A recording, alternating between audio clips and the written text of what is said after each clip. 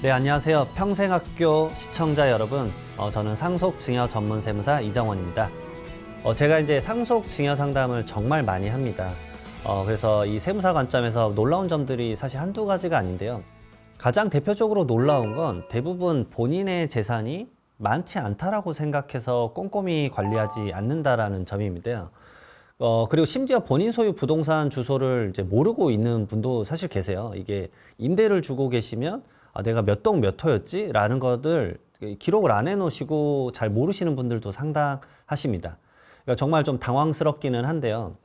생각보다 이런 것들을 좀 잘 체크를 해놓으시고, 그 다음에 지금의 이 부동산에 대한 시가, 그 다음 내가 갖고 있는 주식에 대한 시가가 얼마인지 정도는 꾸준히 체크를 해야 그것에 대해서 발생하는 다양한 세금들에 대해서 미리미리 준비를 할 수 있거든요.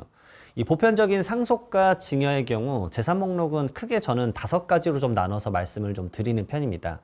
이 상속 증여 관련된 통계 중에서 가장 많이 이제 비율을 차지하는 게 결국 대한민국은 부동산이 아닐 수 없는데요. 이 부동산을 첫 번째로 말씀을 좀 드리고요. 그 다음에 현금성 자산이죠. 예금이나 적금, 뭐 펀드 이런 것들이 있으실 거고, 그 다음에 세 번째로 이제 주식이 있을 수 있습니다. 그 다음에 네 번째로 이제 대표적인 게 사망보험금이죠. 뭐 종신보험이나 이런 거 가입하신 내역들이 있으실 거예요. 그다음에 5번째로 사전증여재산이란 것이 있습니다. 이 사전증여재산은 뒤에도 말씀을 드리겠지만 아주 중요한 부분 중에 하나인데요. 증여를 하고 나서 대한민국 세법에서는 10년 이내에 재차 증여를 하게 되면 과거에 증여했던 거를 전부 다 합쳐서 다시 계산하게 되어 있습니다.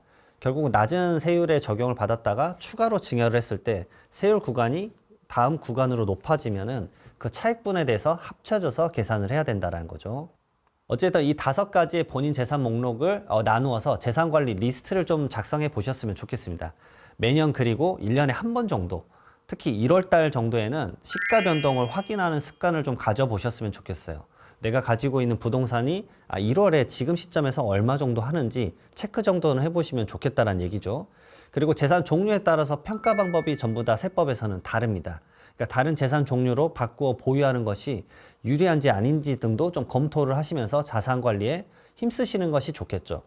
그리고 상속과 증여 상담을 위해서 제가 재산을 이제 시가 평가를 하고 이에 대해서 이 납부세액을 알려드리면 상담자 대부분은 정말 깜짝 놀라십니다. 특히 상담자가 고액의 세금과는 거리가 멀었던 근로소득자 또는 이제 사업을 하셨던 분이나 아니면 주부분들은 특히나 그 충격이 좀 큰 편입니다. 자, 이런 적도 있으셨어요. 이분이 이제 시장에서 사실 야채를 파시던 분이셨어요. 근데 그 배우자분이 돌아가셨습니다. 배우자분이 돌아가셨는데 그 생각보다 열심히 이제 일구는 자산이 많으셨어요. 건물이 2채, 주택이 하나셨어요.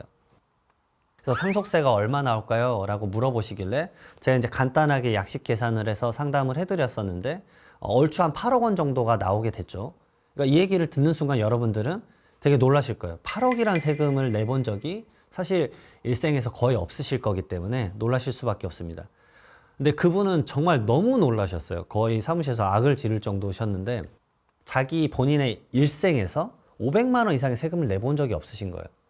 그러니까 그분이 하셨던 얘기가 그러면 얼마 정도 상속세를 생각을 하시고 오셨냐라고 하니까 본인은 500만 원 정도 생각을 하셨다라고 말씀을 주셨을 때 이게 정말 보통의 세금이 이제 돼가고 있는데 이거에 대한 세금의 액수가 일반적인 세금이 아닌데 이걸 모르시는 분들이 정말 많구나라고 또 한 번 느끼게 된 계기가 있었습니다.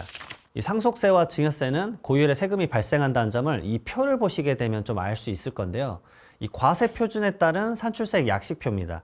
표현이 좀 어려울 수 있는데 제가 간단하게 하나씩 좀 설명을 드려볼게요.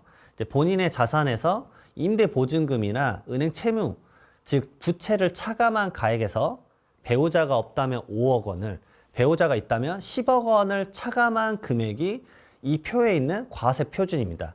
이 얼추 과세 표준이 될 것인데요. 이 가액에서 세율을 곱하고 누진 공제를 차감하게 되면 간략하게 본인의 상속세가 얼마나 나올지 계산하실 수 있는데요. 간단한 예시를 한번 들어보도록 하겠습니다. 제가 전 시간에 말씀드렸지만 일반적으로 상속 재산가액이 15억 원 정도가 제일 많으세요. 일반적으로 주택 한 채랑 그 다음에 현금성 자산 뭐 한 5천만 원 정도 내외가 가장 일반적인데요. 여기서 상속재산 15억 5천만 원에서 상속주택에 은행 대출이 3억 원 정도 있다라고 가정을 하면 12억 5천만 원 정도가 되죠. 여기서 알고 봤더니 자녀가 8년 전에 결혼할 때 전세금 2억 원을 이제 도와준 게 있었어요. 결국은 이제 무상으로 줬던 부분이라서 이게 결국 증여가 될 수 있습니다.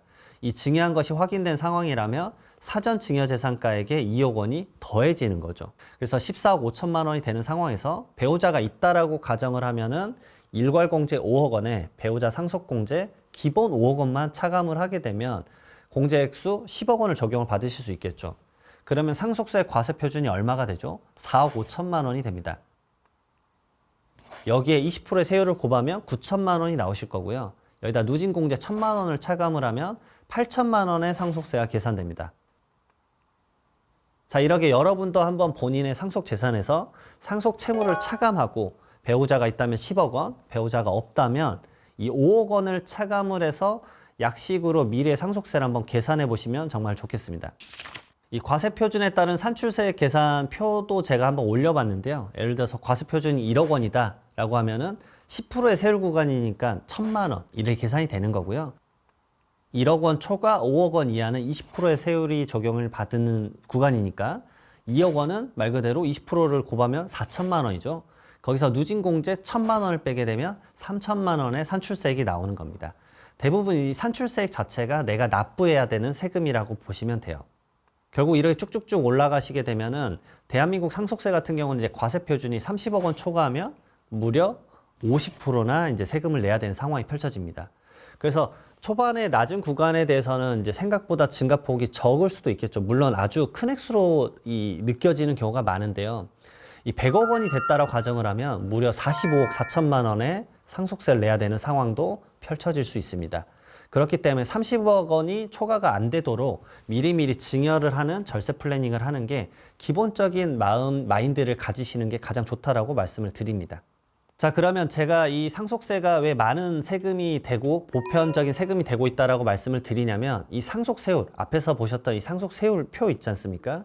이게 23년간 바뀌지 않았습니다. 상속세라는 구조를 쉽게 바꾸기가 어렵습니다. 이 다양한 것들을 예측을 해야 되고 그것에 대한 변수를 확인을 해야 되기 때문에 바로 즉각적인 세금 개정은 이루어지지 않고 있는 상황이고요. 그 다음에 상속세 및 증여세율이 1999년도에 개정이 됐었습니다.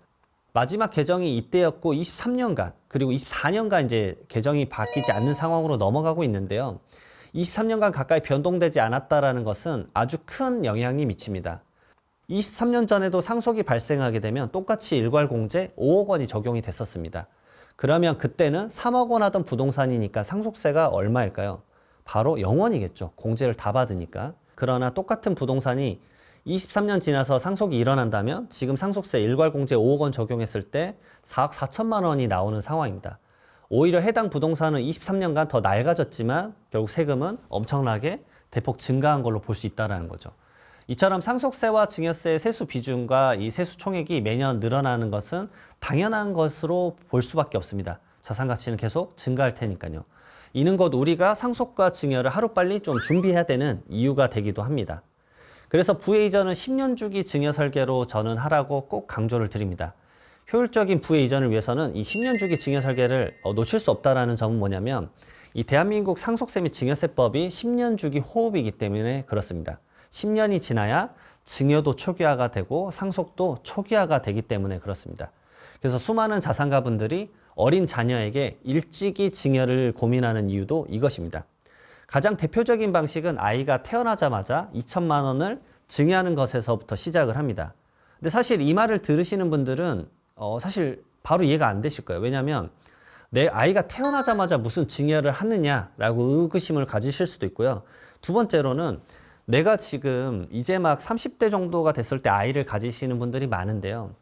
내가 지금 이 아이를 키울 돈도 없는데 증여를 한다라는 게 무슨 말이냐라고 생각이 드실 수도 있어요.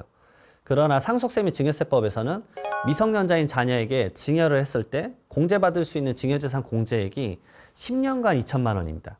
그러면 가끔 이런 분들도 있으세요. 10년간 2천만 원이니까 20살 때 줄 때는 4천만 원을 몰아서 줄 수 있지 않느냐라고 할 수 있는데 증여한 날로부터 10년간 2천만 원이기 때문에 빠른 증여를 하시는 게 가장 좋습니다. 납부세액이 발생하지 않기 때문에 그렇죠. 그래서 증여재산 공제는 배우자가 내는 10년간 6억 원, 직계존비속은 5천만 원, 미성년자인 직계비속은 2천만 원, 그리고 기타 친족은 이제 1,000만 원인데 이 증여재산 공제는 결국 증여 이후에 10년 주기로 갱신이 됩니다. 이 증여재산 공제액이 최초 증여한 이후에 10년마다 초기화가 된다는 점을 꼭 아셔서 10년 주기로 최대한 활용해서 이 긴 호흡으로 부의 이전 절세 플랜을 계획하는 것이 가장 기초이고 핵심입니다. 이 표를 보시게 되면은 0세 때 2천만 원, 그다음에 10살 때 2천만 원, 그다음에 20살 성년이 되면은 5천만 원까지, 성년일 때는 5천만 원의 증여재산 공제가 되니까, 그다음에 30살까지 줬을 때 또 5천만 원. 이렇게 주게 되면 1억 4천만 원 정도를 증여를 할 수 있습니다. 결국은 미리미리 줘야 이 자녀에게 더 큰 금액의 부의 이전을 해줄 수 있다는 점을 꼭 놓치지 않으셨으면 좋겠습니다. 우선 이번 강의에서는 증여에 대한 간단한 10년 플랜에 대해서 말씀을 드려봤고요. 다음에는 이 10년 주기 증여 설계를 상속에도 연결해서 절세를 할 수 있는 부분에 대해서 말씀을 드리도록 하겠습니다. 이상 강의 마치도록 하고요. 다음 강의에서 뵙도록 하겠습니다. 감사합니다.